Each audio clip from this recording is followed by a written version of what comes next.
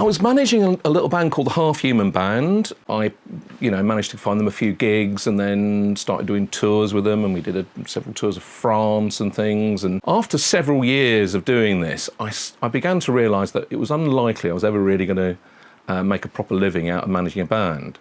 And we had a lot of people asking us about equipment. Where do we get it? Where's it available from? And in those days, pro audio equipment was very difficult to find. So we started HHB as a dealer, a hire company, and a distributor of various products.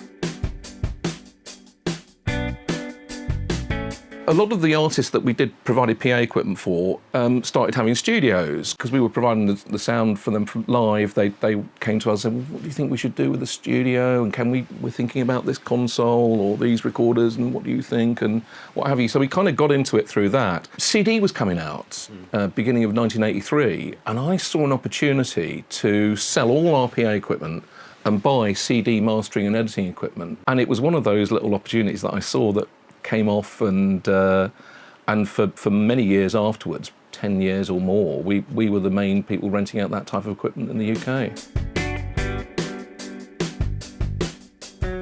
In some cases, it was, we approached the brands and they came on board. In some cases, we were approached by them. Having good brands is a key part of our success, as is the diversity of our business, because, source distribution is very involved in the distribution of brands like Rode and Genelec and Moog and Arturia and Eventide and things like that. More down the sales channel, but at HHB we're focused more on a B2B type model, where we're selling to broadcasters like the BBC and Sky, and outside broadcast people like NEP Visions and what have you. And then our scrub business, located down in Wells Street, is more aimed at the post world, whether that's the Soho-based people like, The Farm or Red Bee, or whether it's people like Pinewood Studios and others.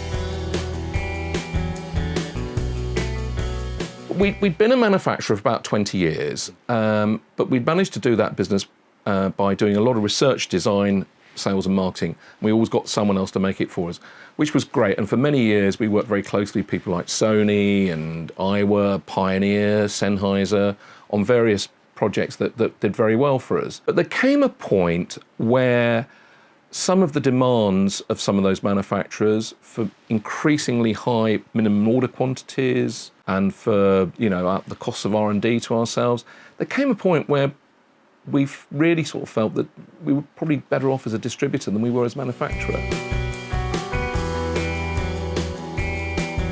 I believe being close to your customers, listening to your customers, working very closely with your suppliers and the brands that they have, taking care of business, giving people support, making sure that they can get things serviced.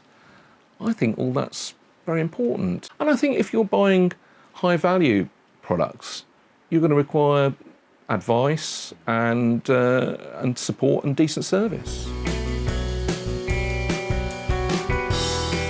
There are more people who don't know about the products using the products these days. Ourselves and our manufacturers, we put a lot of effort into doing videos so that people can easily understand how a product works, how it can be interfaced with other devices and what have you. So I think education is actually very important and is probably more necessary now than it ever perhaps was.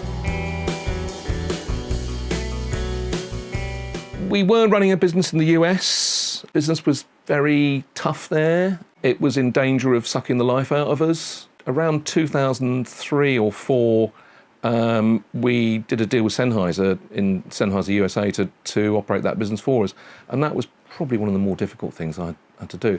But I have to say, it went very, very well. And because we had such good relations with people like Jeff Alexander and John Falcone at Sennheiser in the US, it worked really well. And we managed to move it over and work, grow it over a period. So times like that were a bit tough. 2 years ago, we held a major party to celebrate 40 years of the group at the Tate Britain, which was rather nice. We had about 200 guests there at a very big party. You know, that was a proud moment for me.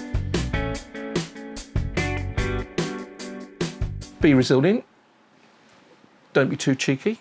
Maintain a sense of humour. And ensure that you're working with the right people. Whether it's your colleagues, your suppliers or your customers, working with the right people, I think is very important.